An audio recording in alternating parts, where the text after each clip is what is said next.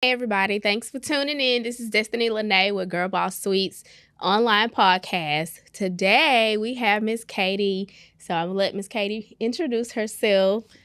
Hey, I'm Katie Richmond. I'm owner of Complete Beauty Bar, also a barbershop called The Fade Room. Um, and I wear many hats, but that's what I do. Okay. Well, so we'll just jump right in. Can you just share with us your journey of starting and growing Complete Beauty Bar and what inspired you to enter the beauty industry? I was at a place where I really didn't know what I wanted to do. And just struggling with like what's next. And I had a friend who's like, well, you're into beauty and stuff like that. And that's when extensions were really new to the city. This was years ago. And they encouraged me to start selling hair extensions. And that really took off for me because nobody in Houston was selling hair extensions. So after about a year of doing that, I just felt like I wanted to take things to the next level. And that's when I decided to open a beauty salon. Okay. And so that's how I ended up in the beauty industry. Okay. So how long has it been? It has actually been 10 years. Okay. 10 years. Major mark. Yes. So, as someone who owns a hair salon, barbershop, extensions line, what strategies have you implemented to successfully manage? So with the hair industry, you have to stay ahead of the curve. There's always something new happening, a technique. So that's really important just to know what's going on around you. A lot of stylists get set in their ways of the way that they're doing things. Right. And there's no progression. So you just got to be progressive. That's what I feel works best for me. And always just bringing new things to the salon that clients can enjoy or just the experience overall. Okay. So what are some of the biggest challenges you faced as a business owner in the business industry, and how did you overcome them? As a business owner, one of the hardest challenges, still to this day, I experience is employee retention. Oh, yes. And my salon's a little different.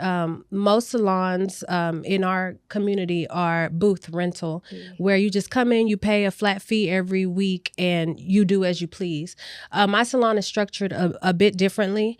It's commission, so I hire staff that come in and work for me. I provide everything for them, and the lines get blurred after a while, especially when a stylist comes in and they don't have much clientele. And, you teach them everything, you build them up.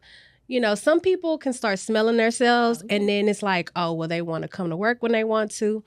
And so that happens a lot more times than you think. So it's just finding that balance of allowing a stylist to be creative, because we are creatives, but also keeping that structure. So for me, that's been a struggle, and just getting used to one person and then having to replace them with somebody else and having to learn a whole new person. It's kind of like a relationship, Right. Trust me, we understand. We've been there, done that with GirlBoss Suites, so we know.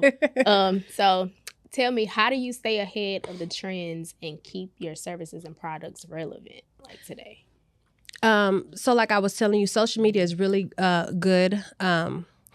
I follow so many hairstylists just from around the world, not just Black hairstylists, but I love looking at stylists from different countries and stuff like that, just to stay ahead of the curve and see what's new, what's going on. I'm always looking for new products and faster ways to complete style. So just staying relevant to what's going on. Okay. So tell me about a particular memorable moment or milestone in your journey as a business owner. Well, like I said, I just made 10 years in February. Right. So to me, it's still, I still don't believe it that I've been doing this for 10 years, because time passes so quickly. And a lot of times, as a business owner, for me, it's like, it's always the next challenge, and how am I going to overcome this? And then you look up and it's been 10 years and you're just like, wow. Right. Like, you have to really congratulate yourself. Right. So yeah, that's huge for me. Okay. So tell me what it looks like from your first week when you first started to 10-year mark. Oh my gosh, my first I want to say my first 2 years were crazy. Like, I'd come home crying. Just so many mood swings, wanting to give up. And, cause I'd never had my own business. So this was like my first experience in having a salon and staff. It was just so much. So, it was really hard. But now I've learned that challenges come with business. Even 10 years in the game, tomorrow I might get a phone call and the water shut off, and I just got to figure it out. So it's all about just being able to overcome those challenges and take your emotions out of it. So what advice would you give to an aspiring entrepreneur looking to get into the beauty industry? To not give up. And not be so hard on yourself too, because we can get caught up looking at the next stylist who, looks like they're always working, because social media is smoke and mirrors sometimes. And so, especially right now, the times are hard. I think everyone's being affected in business. They feel the slowdown. And you just have to stay grounded and remember that there's a greater purpose, and to just stay down for the come up, Listen, a lot of people want the microwave effect, but unfortunately that doesn't always work. It doesn't. So how do you maintain a healthy life and work balance? Because I'm one that wears many hats too. So how do you maintain it? For me, I'm really big on just working out. Because it helps me relieve stress. And like, let's say I'm running or something, I just kind of can forget about all those problems. And when I get off the treadmill, I feel like I've accomplished something. So it kind of gives me like a little confidence boost. So that always helps. And just self-care. Okay. So what do you do for self-care outside of working out? I make sure to keep my nails manicured, my hair done, so I might be, I'm one of those stylists that while I'm doing your hair, I probably look crazy. But when the weekend comes, I get myself together. And a lot of them say that. Yeah, it's a thing. You spend all your time getting everybody else cute. You don't have time to get cute. But yeah, self-care is definitely a big one for me. Okay. So in what ways do you prioritize customer service and satisfaction in your business? I like to give a experience as far as if you come into my salon, it's always really nice, clean. I worked with a designer, interior designer, and I just wanted everything to just have good energy and flow. So all my colors are light. It just feels minimal aesthetic, clean. So when a lot of clients come in, especially new clients, they're like, oh my gosh, this is so nice. And that already puts you in a good spirit. Right. And of course, when you're in my chair or any of the stylists that work at my salon, it's all about you.